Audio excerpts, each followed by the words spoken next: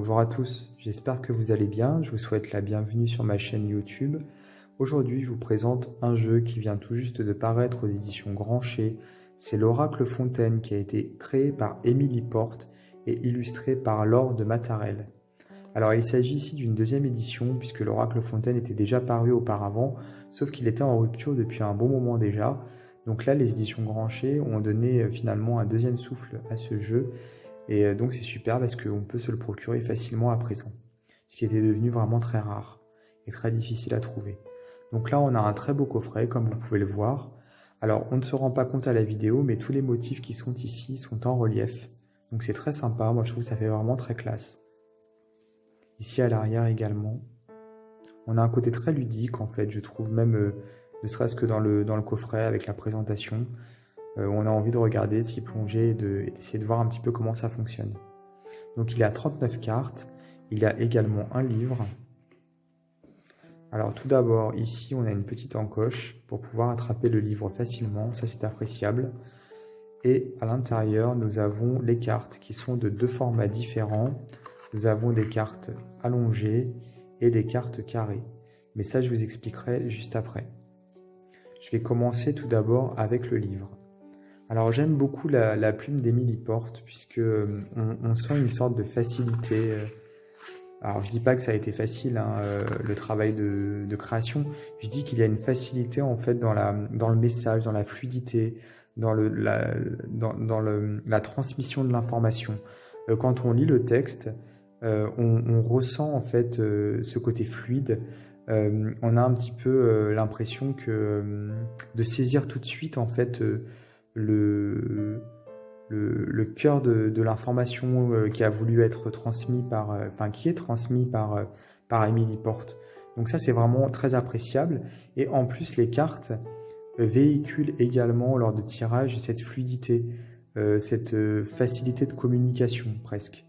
D'ailleurs en disant ça, je me rends compte qu'effectivement le titre de l'oracle est très bien choisi puisque dans la symbolique de la fontaine, on a vraiment cette idée effectivement de fluidité, déjà par le liquide qui coule, et puis aussi le côté abondance, donc l'abondance d'informations effectivement, et le fait comme une fontaine, de couler, ça coule en fait tout seul, et c'est un petit peu ce qu'on ressent quand on lit le texte, et c'est aussi ce qu'on ressent quand on utilise le jeu. Donc en ça, je trouve que le titre est parfaitement bien choisi. Je viens de m'en rendre compte en faisant la vidéo là. Donc du coup, voilà, c'est nickel. C'est vraiment très intéressant. Alors ici, Émilie nous explique justement le choix du titre. Donc elle nous dit que c'est par rapport au voyant Béline qui a exercé son art rue Fontaine à Paris. Donc c'est une sorte d'hommage à Béline. Alors les illustrations, on en parle un petit peu ici, donc elles sont très riches en symbolisme. On a des cartes qui sont reliées au signe du zodiaque, on a des cartes qui sont reliées aux éléments, et quand on regarde les cartes pour la première fois, on a l'impression qu'elles sont vraiment très simples. Et au final, dès qu'on regarde plus en profondeur, donc tout de suite après, on se rend compte qu'il y a des symboles un peu partout. Et ce qui est intéressant, c'est que les cartes communiquent entre elles, c'est-à-dire il va y avoir des éléments dans certaines cartes qu'on peut retrouver comme des réponses dans d'autres cartes, ou même des parallèles. Donc là, je parle vraiment des illustrations. Je parle pas de l'interprétation des cartes ensemble. Donc c'est un petit peu comme si les cartes se parlaient entre elles, comme s'il y avait presque un phénomène d'écho.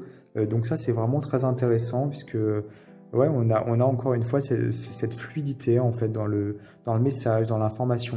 Donc c'est très agréable. On ressent vraiment ça quand on utilise le jeu. On ressent vraiment cette communication entre les cartes et le message qui du coup est transmis plus facilement à l'utilisateur. Donc on a des cartes allongées, il y en a 27. 26 sont numérotées et sont également associées aux lettres de l'alphabet. Et la 27e carte, qui est la carte de la chance, est associée au 5e élément. Celle-ci n'a pas de numéro ni de lettres. Voilà. Il n'y a pas de carte positive, il n'y a pas de carte négative. Ça dépend de l'interprétation, tout simplement. On a en plus des cartes couleurs, donc il y en a 12. Chaque carte couleur a 4 mots-clés. Donc quand on les utilise, on doit les brasser un peu dans tous les sens. Et en fonction du mot-clé qui sortira, on aura une indication supplémentaire pour interpréter la carte. On peut utiliser uniquement les cartes allongées, on peut utiliser uniquement les cartes couleurs, on peut aussi utiliser les cartes allongées et associer à chaque carte allongée une carte couleur, ou alors utiliser une seule carte couleur pour l'ensemble du tirage, pour avoir une précision. Voilà, tout est possible, vraiment. Alors, ici, les cartes allongées. Donc tout d'abord, on a un texte par rapport à la symbolique. Donc j'aime beaucoup cette partie puisque Émilie nous explique le choix de la symbolique. Tout simplement, on a vraiment des éléments de réponse déjà au niveau divinatoire dès qu'on lit la première partie du texte. Puis on a l'interprétation, donc là c'est beaucoup plus terre à terre finalement, c'est beaucoup plus pratique. Enfin, c'est beaucoup plus dans le pratique, quoi, point de vue pratique. Ici, affectif, ici professionnel et ici santé en fonction du thème de votre tirage. Nous avons ici des points positifs, ici des points négatifs pour chaque carte. Puis nous avons un texte qui s'appelle Pour aller plus loin, avec encore plus d'éléments de réponse. Et ici en bas, nous avons rythme, période. Ce sont des indications par rapport à des périodes de l'année ou par rapport si la carte annonce quelque chose de rapide, de lent. Voilà, donc on peut aussi dater grâce à ce texte. Donc c'est intéressant également. Et enfin, nous avons des associations. Enfin, des possibles associations, des possibles interprétations en fonction des associations. On a ça pour toutes les cartes. Vous voyez, pour chaque carte, on a vraiment un grand texte. Et comme je le disais, je crois que je l'ai dit en début de vidéo, j'aime beaucoup la mise en page du livre. Je le trouve voilà, très fluide. Il y a des encadrés foncés qui sautent aux yeux tout de suite. J'aime beaucoup ces encadrés. Moi, je les lis tout de suite. Quand je regarde pour une carte, ce sont les premiers que je lis. Et quelquefois, je n'ai même pas besoin de lire le reste, puisque j'ai déjà pas mal d'éléments de réponse avec ces encadrés. Et en plus, on a des cartes qui sont vraiment très intuitives, donc on peut même se passer du livre quelquefois. Ensuite, nous avons les cartes des couleurs. Donc pour chaque carte, on a la symbolique de la couleur ici. Nous avons la pierre associée. Par exemple, ici pour le vert, c'est malachite et émeraude. La saison associée. Pour chacun des mots-clés, puisqu'il y a 4 mots-clés sur chaque carte, nous avons un texte. Pour chaque mot-clé, on a un texte qui nous aide à interpréter la carte. Ici, nous avons des mots-clés positifs et des mots-clés négatifs pour la carte dans son ensemble. Et enfin, des associations. À la fin du livre, nous avons des méthodes de tirage. Avec la méthode à une carte, tout simplement. Nous avons aussi une méthode à 3 cartes. À chaque fois, nous avons des exemples pour nous aider à interpréter. Puis, nous avons la méthode du prénom, la méthode en croix, celle du fer à cheval. Et ici, nous avons les associations de cartes qui sont classées par thème. Vie affective, vie privée, vacances, métier, vie professionnelle, pardon. On a immobilier, vacances, on a vraiment beaucoup de choses. Étape de la vie professionnelle, finances, forme santé, voilà. Ici, on a en plus, si on veut prendre une carte conseil chaque jour, on a pour chaque carte la signification du conseil, enfin le conseil qui est associé à chaque carte. On peut se servir du jeu pour retrouver des objets perdus, mais également pour s'imprégner d'une qualité dont on a besoin, ou alors pour déterminer la couleur idéale à porter avec les cartes couleurs, ou tout simplement cerner rapidement l'état d'esprit d'une personne. Donc ce sont des petites méthodes d'utilisation qui sont vraiment très sympas, je trouve originales. L'air de rien, c'est en fin d'ouvrage, mais je trouve ça vraiment chouette de l'avoir proposé. Alors les cartes, les voici. On va commencer avec les cartes allongées. Il y en a donc 27. Alors comme vous pouvez le voir, elles sont très colorées. Nous avons ici en bas le nom de la carte avec le numéro et en haut à droite la lettre de l'alphabet. Et quelquefois on a des symboles comme ici par exemple. Là c'est un symbole astrologique. Donc il y a des petits symboles qui sont cachés à droite à gauche. On a beaucoup de symbolisme tout simplement. On a beaucoup c'est presque des archétypes quelquefois. C'est très puissant, je trouve. Les mots, les noms des cartes sont puissants également. L'illustration principale reflète parfaitement le nom de la carte.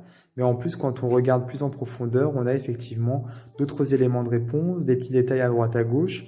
Et lors d'un tirage, on va avoir, à travers ces petits détails, des informations qui vont passer et surtout les cartes qui vont se faire écho les unes aux autres. Donc ça, c'est vraiment très intéressant.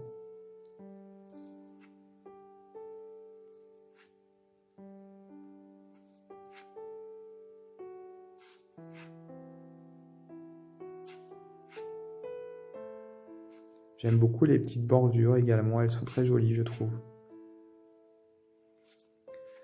Donc il y a 26 cartes et une 27e carte qui est la carte chance associée au 5e élément et qui elle n'a ni numéro ni lettre. Le dos, donc on retrouve le symbole de la fontaine puisque c'est le nom du jeu. Les cartes couleurs, les voici. Donc il y en a 12, on a 4 mots-clés. Donc quand on les utilise, en fait, il faut les mélanger un peu dans tous les sens, quoi, quand on les brasse. Et en fonction du mot-clé qui sera ici en bas, on aura un élément de réponse supplémentaire. Soit par rapport à une carte allongée, soit les cartes couleurs toutes seules. On peut prendre une carte couleur pour chaque carte allongée tirée, ou alors une carte couleur pour tout le tirage. Ou alors on peut aussi ne pas se servir des cartes couleurs si on n'est pas à l'aise. On fait comme on veut. J'aime beaucoup en fait l'idée d'avoir mis ces petites cartes couleurs à part, puisqu'effectivement la symbolique des couleurs est très importante, et encore plus dans ce jeu, puisque c'est un jeu qui est vraiment très coloré. Mais je trouve ça chouette en fait d'avoir à dissocier un petit peu les deux, puisque quelque part on peut, en dissociant les deux, voilà, avoir encore des éléments de réponse en recouvrant par exemple avec ces cartes couleurs sur les cartes, on va dire, allongées ici. Donc voilà, c'est un très beau jeu qui est facile à manipuler en plus. Il glisse très très bien. Moi j'aime beaucoup le texte, vraiment. Comme je le disais, je vais le répéter, mais il y a vraiment une fluidité dans ce texte qui est vraiment très intéressante. Et j'aime beaucoup le côté simple des illustrations. Et en fait, dès qu'on commence à regarder un petit peu plus en profondeur, on se rend compte qu'il y a énormément de richesse. Et ça me plaît aussi. Je vais vous mettre de toute façon dans le descriptif de la vidéo le lien vers le site de l'éditeur si vous voulez vous procurer ce jeu. Il vient tout juste de paraître, voilà. N'hésitez pas également à vous abonner à ma chaîne YouTube, à activer les notifications pour être prévenu en temps réel des prochaines vidéos que je posterai. Et moi, je vous dis à très très bientôt pour d'autres vidéos.